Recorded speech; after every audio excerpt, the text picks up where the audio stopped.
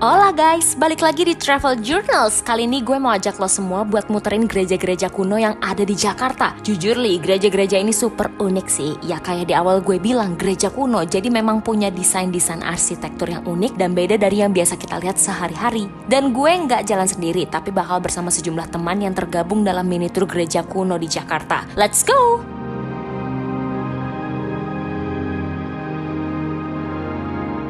Dan sekarang gue lagi ada di depan gereja Immanuel. Dan sekarang aku mau ngajak kamu semua masuk untuk lihat-lihat kira-kira seperti apa sih gereja Immanuel ini. Ya.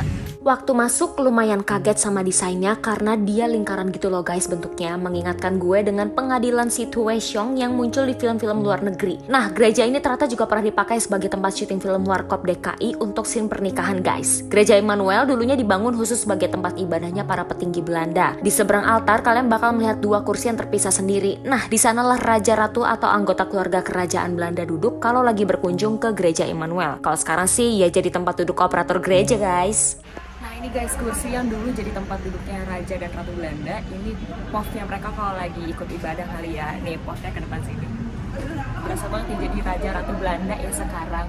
Terus kan jadi operator.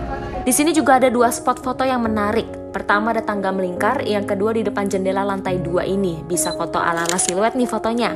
Di lantai 2 kita juga bisa menemukan orgel atau organ pipa yang dibuat oleh Jonathan Butts pada tahun 1843. Hingga kini masih digunakan untuk mengiringi lagu pujian saat kebaktian. Ini biaya orgelnya 40.000 gulden mulai dari pembuatan sampai pengiriman ke Batavia. Ya sekitar 300 jutaan geng.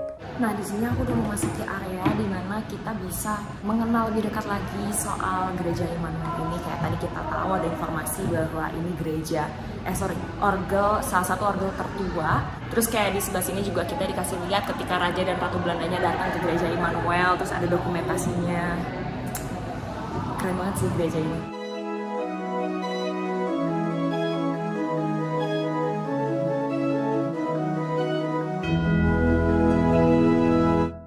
Oke, di gereja ini tuh ada kantin yang katanya tuh ada makanan-makanan enak. Jadi kita mau coba makan dulu makanan yang ada di sana. Nanti aku kasih unjuk ya, ada makanan apa aja.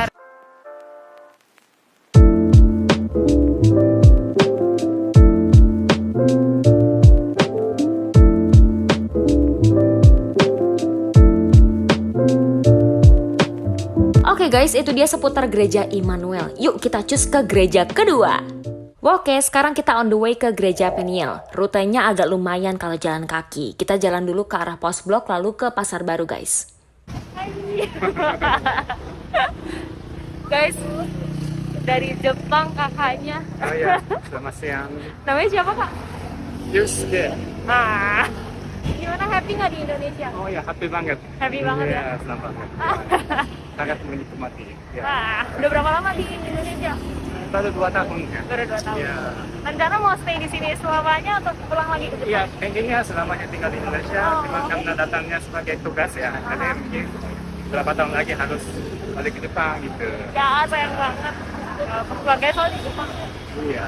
Oke, kita lanjut jalan terus melewati jalan kecil dengan memotong pasar. Oke, betis kayaknya mulai kencang. Tapi harus tetap semangat dan santai deh.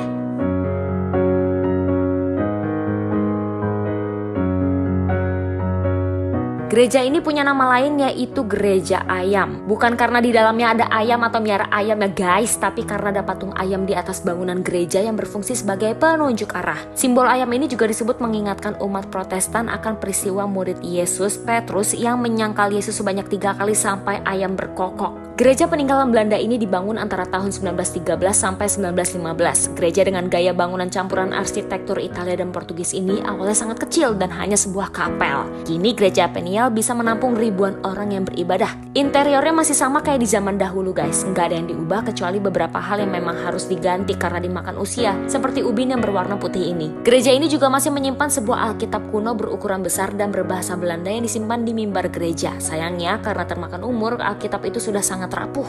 Ini dimakan waktu, rusak ya. Nanti kan bisa lihat tuh, ada yang putih, ada yang ini. Ini dibawa ke Belanda pada tahun 1991, dirapiin di sana 1993, dibalikin lagi di Indonesia. Dan hanya ada 2 di dunia, yaitu di Gereja Peniel di gereja sini sama di perpustakaan di Belanda.